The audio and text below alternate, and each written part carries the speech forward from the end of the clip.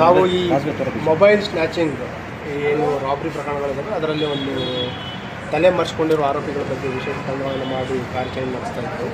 ಅದರ ಹಿನ್ನೆಲೆಯಲ್ಲಿ ಏನು ಕಳೆದ ವರ್ಷ ಜುಲೈಯಲ್ಲಿ ಒಂದು ಮೊಬೈಲ್ ಸ್ನ್ಯಾಚಿಂಗ್ ಆಗಿತ್ತು ಮತ್ತು ಮೊಬೈಲ್ ಮತ್ತು ಕ್ಯಾಶು ರಾಬ್ರಿ ಆಗಿತ್ತು ಸಬರ್ಬನ್ ಸ್ಟೇಷನ್ ಲಿಮಿಟ್ಸಲ್ಲಿ.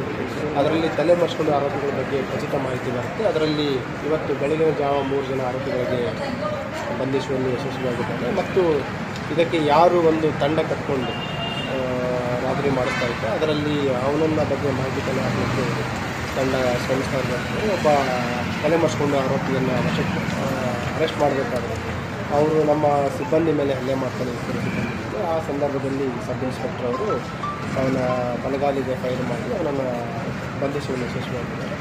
ಏನು ಇದರಲ್ಲಿ ಗಾಯಗೊಂಡಿದ್ದರು ನಮ್ಮ ಸಿಬ್ಬಂದಿ ಮತ್ತು ಆರೋಪಿ ಅವರನ್ನು ಆಸ್ಪತ್ರೆಗೆ ಸಾಗಿಸಲಾಗಿದೆ. ಮುಂದಿನ ಕಾನೂನು ಪ್ರಕಾರ ಇವನ ಏನು ಆರೋಪಿ ಇದ್ದಾನೆ ಇವನ ಮೇಲೆ ಒಟ್ಟು 307 ವೆಹಿಕಲ್ ಮತ್ತು ಗ್ಯಾಂಬ್ಲಿಂಗ್ ಅದಲ್ಲದೆ ರಾಬ್ರಿ ಕೇಸಸ್ ಒಟ್ಟು 9 ಪ್ರಕರಣಗಳಿದ್ದಾವೆ. ಅದಲ್ಲದೆ ಇದು ಕೂಡ ಪ್ರಕರಣ ಆಗುತ್ತೆ. ಏನು ಕರ್ತವ್ಯ ಅಡ್ಡಿಪಡಿಸಿದ್ದು ಮತ್ತು ಹಲ್ಲೆ ಮಾಡಿದ್ದು ಇದನ್ನು ಒಂದು ಸೇರಿ ಒಟ್ಟು 10 ಪ್ರಕರಣಗಳು. ಮೆಜಾರಿಟಿ ಇಲ್ಲಿದೆ ಮತ್ತು ಹೈದರಾಬಾದಲ್ಲಿಯೂ ಕೂಡ ನಿಮ್ಮ ಮೇಲೆ ಒಂದು ಪ್ರಕರಣ ಇರುತ್ತದೆ.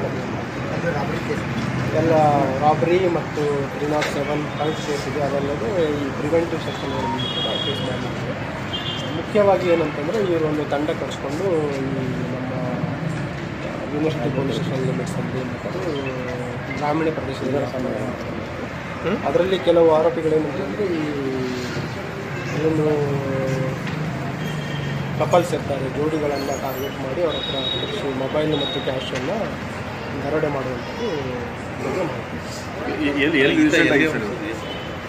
ಬೇಸಿಕಲಿ ಒಂದು ಕಲಬುರಗಿ ನಗರದ MSK ನಿರ್ಮಾಣದ ವಾಸ